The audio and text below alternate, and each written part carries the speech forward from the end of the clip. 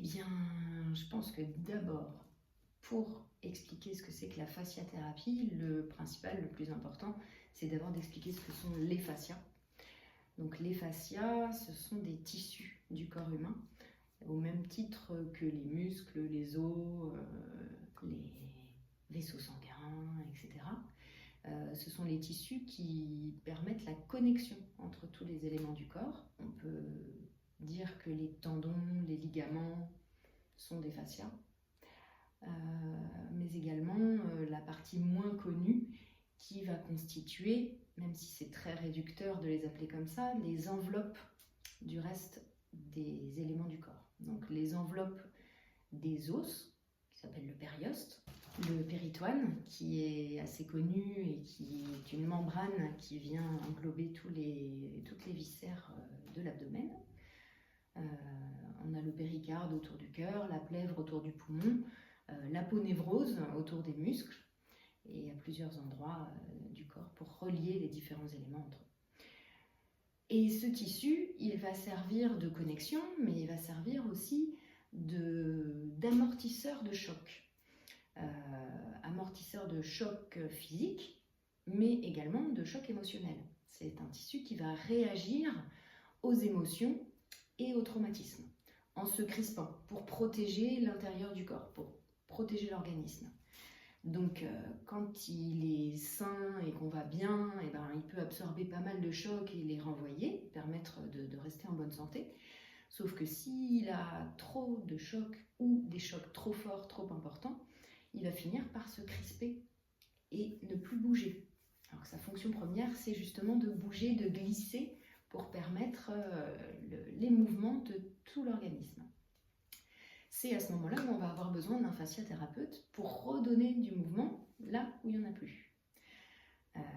Donc en fasciathérapie, qui est une thérapie manuelle qui est cousine de l'ostéopathie, de l'éthiopathie, chiropraxie, etc., mais qui va s'adresser vraiment spécifiquement à ce tissu qui est le fascia, en essayant de repérer avec les mains posées sur la personne, de repérer les zones où le fascia ne bouge plus, où il est crispé, où il y a des nœuds, où il y a des tensions, où il y a des zones d'immobilité. C'est là, quand il y a un blocage, que la fasciathérapie va permettre de proposer au corps un nouveau chemin pour retrouver un équilibre fonctionnel, pour arriver à rebouger normalement et le plus confortablement possible.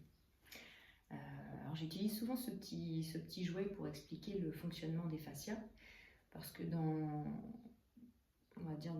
l'inconscient collectif, on a un petit peu l'impression que c'est le squelette qui tient le corps, alors qu'en fait, avec un objet de ce genre, on se rend compte que si on imagine que le squelette, ce sont les barres métalliques, on voit bien que si on enlève tous les élastiques, il n'y a plus rien. Il y a un petit tas de barres métalliques au sol et il n'y a rien qui tient dans l'espace. Ce qui permet en fait d'avoir une forme de corps humain, ou animal d'ailleurs, parce que les animaux ont des fascias aussi, c'est tout ce qui va retenir les os entre eux. Donc là, c'est schématisé à l'aide de petits élastiques, mais il faut imaginer que le fascia dans le corps, c'est plutôt des nappes, c'est un tissu complet.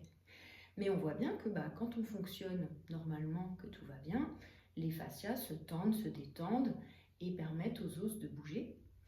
Et quand il y a un blocage, alors là par exemple, s'il y a un blocage d'une articulation, ça va faire qu'il y a des zones de fascia qui vont être trop tendues, qui vont être trop étirées par rapport à d'habitude, et d'autres qui vont être toutes distendues, qui vont être toutes molles. Et là, le travail du fasciathérapeute, ça va être de redétendre les zones trop tendues, de répartir ces tensions vers celles qui ont été distendues pour retrouver un équilibre fonctionnel. On peut aussi schématiser sur un tissu. Par exemple, là, si je montre sur mon t-shirt comment ça fonctionne, on va imaginer qu'il y a une tension qui vient se mettre dans le fascia ici.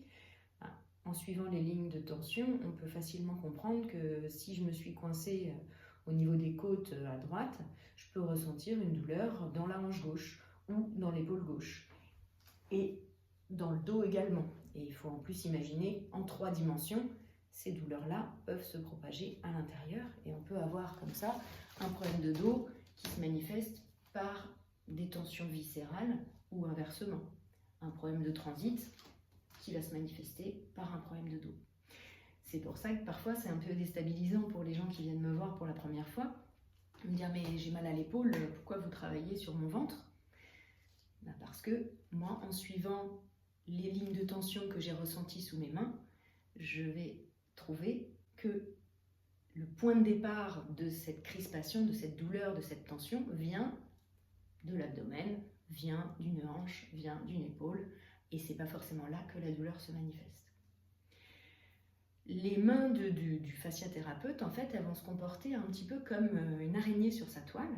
Elle a les pattes bien écartées, elle a une patte sur chaque fil dans le milieu, et en tirant à différents endroits, elle va pouvoir repérer s'il y a une mouche, par exemple.